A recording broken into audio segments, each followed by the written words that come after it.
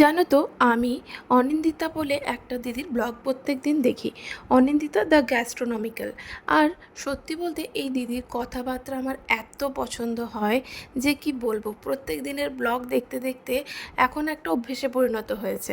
আর সেই দিদিরই একটা রেসিপি আজকে আমি ফলো করলাম। দিদির বললে ভুল হবে, এটা দিদির তার দিদুনের রেসিপি, তাই সেটাই আমি আজকে ফলো করলাম।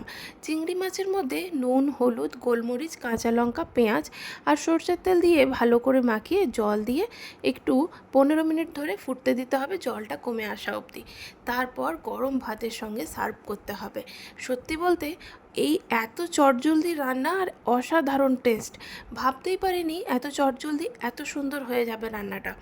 আমার এত পছন্দ হয়েছে সরষের তেলের হালকা হালকা গন্ধ আর তার সাথে ঝাল ঝাল চিংড়ি।